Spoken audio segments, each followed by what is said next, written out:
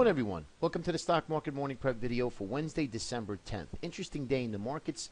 In the pre-market, we had some relative weakness. European markets were down in the pre-market session, and actually, Greek Stock Exchange actually crashed yesterday morning, and we opened up lower, and we actually right around 11:30 when the European markets closed, our time here in the States. Market started catching some sort of a bottom, and we actually started rallying into the close pretty much most of the day. Paired a lot of its losses. Dow Jones were down over 200 at one point, ended up being down 51 bucks. Nasdaq up 25, S&P up, down 49 cents, and the Russell, which is very, very interesting. This is what we want to keep an eye on, up $20.85. And it was really funny. If you're looking at the charts during the day, looking at your screens, and I always recommend what we teach in our classes is that keep the 5 indices that I mentioned and we go through every morning up in front of you. And you would see that the Russell really did not sell off that much. When we sold off a little bit, and then it started rallying first and took all of the other indices up with it, and all the other indices followed suit. So not a bad indicator, if you will. That's one of my reasons why I like looking at it. I also call it the breadth of the market as well. Kind of underneath the hood, see what's going on, relative just watching just the S&P. If you know the relationships of the Dow Jones Transports, the Russell, the Nasdaq, the Diamonds, you'll get a good handle on, of course, the ES. You'll get a good handle on really what's happening, because sometimes you have intermarket divergence during the day, and one index that is a leader of the index can actually pull the rest of them up. And that's really what happened yesterday. So we closed well off our lows. What does that do? Does that make a trend change? No, one day does not make a trend change. You need several days of in that same direction, and even then you have to be cautious, because what we've been getting is 2 days down, and then of course the markets rally right back up again. Now we are into seasonal tax selling between now and December 15th. So that would put us into some weakness, like I've been mentioning, and we do have we had some weakness. So that's let's see if we can continue with maybe a push lower, and then sideways consolidation, and then pop up higher into the rest of the year for that so-called Santa Claus rally. Now, do we get that Santa Claus rally? Well, I'm looking at if everything is status quo and there's really no bad news coming out, no real negative headlines, and we're just kind of trading technical, then I would suspect yes, and I would think that we would rally to new highs, and the ES target of around 2100 is my 21 to 2130 would be my my target for the E-mini S&P. So that's what I'd be looking at. Now, if something were to change, remember, things change in a matter of seconds in the market. We could have a drastic change to the downside. The only reason why I say that I got to use a little caution is because we've been up for 29, 30 days in a row before we had that 1 or 2 day pullback. So the markets are still extended, and I just want to show that to you with stocks above the 50-day moving average. Yeah, we were at 88%. We're still at 80. This is an area where where the markets were to sell off. So even if we came back to that 50 percentile, 60 percentile, that would be at least a little bit more easier on stocks, saying that maybe we unwound some of that overbought reading and that we can move higher. But okay, just want to give you that example, show you that we are still in an overbought state in the markets. Yes, we are still in an uptrend, and we are still in a bull market. Again, one day does not make a trend. But if we can get 3, 4, 5 days of some down movements and a relatively calm state of selling, then I think the markets are poised to rally the next couple of weeks. So that is what I'm paying attention to. Also, I want to show you a couple things here. Is what we want to do is show you the dollar. Now, here's the dollar index. This is a monthly chart. This is how incredible this is. This is a monthly 200-month moving average. We have been in this symmetrical triangle making higher highs and higher lows, which is very bullish for several years now. We have broken out. This is very important, guys. This is something that you need to pay attention to in 2015.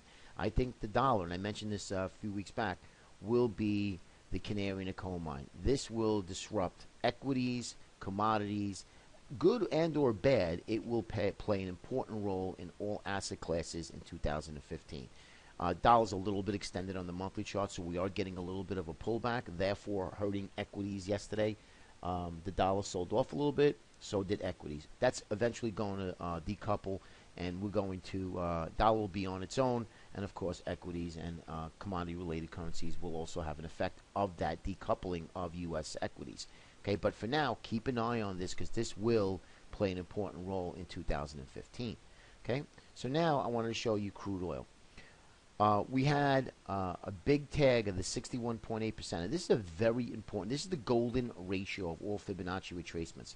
Okay, so from the low here, from the early 90s to the high of 147 back in 2007, we have a 61.8% Fibonacci retracement.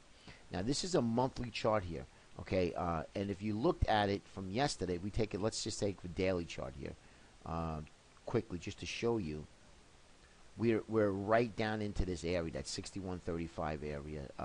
Depending on how the Fibonacci retracement, give or take 10, 20 cents, but we actually hit it at one point. We had 62.25. Excuse me, we were close to it, but now we're right into this area here. So this is an area where you would suspect a bounce. Now, if in fact we take this area out, you're going to get a very big flush into the mid to high 50s. Okay, and that's where I think where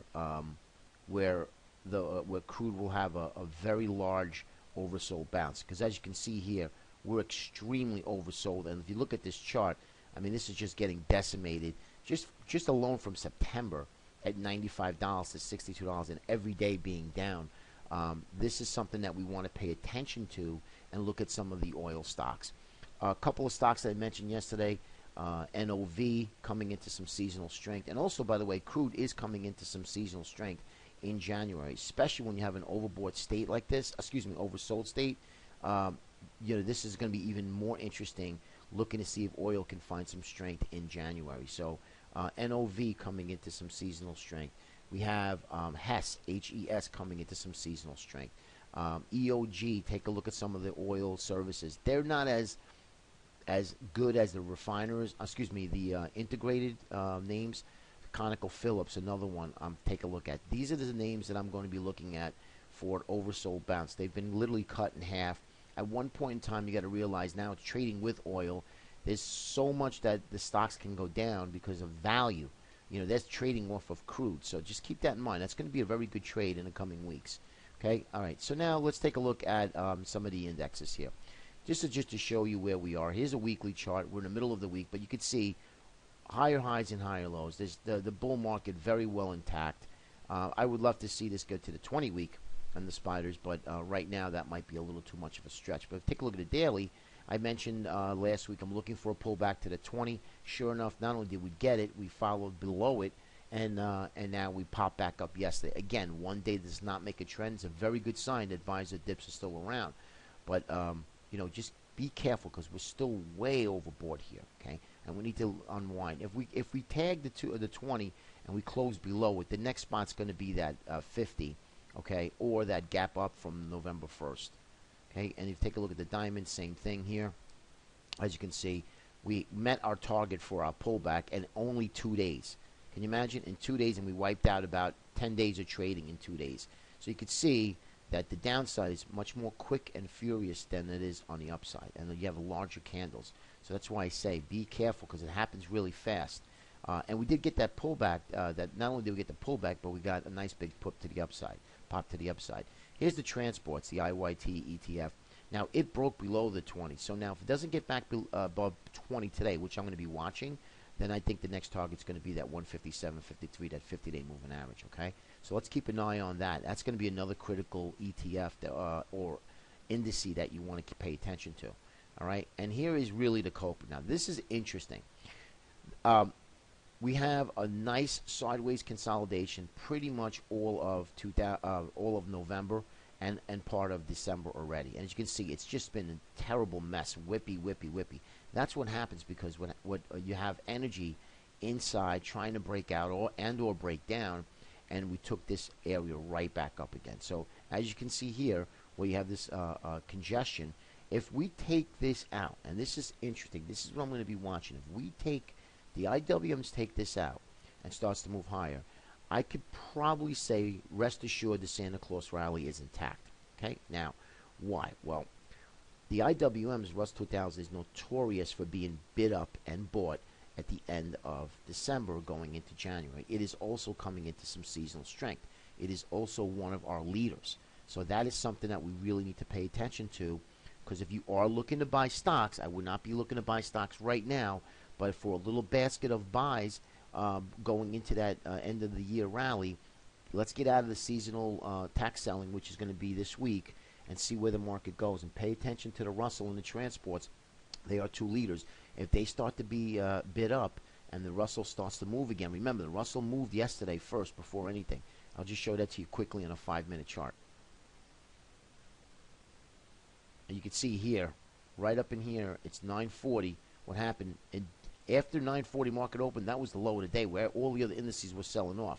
So we had a little bit of a base here, and right around 1240 we rallied into the close. So you could see that Russell is clearly getting bid up. Now, another thing too is what I've noticed in price action, right, is that the smart money are actually loading into the longs, right? They're selling their longs into strength, and they're actually buying weakness.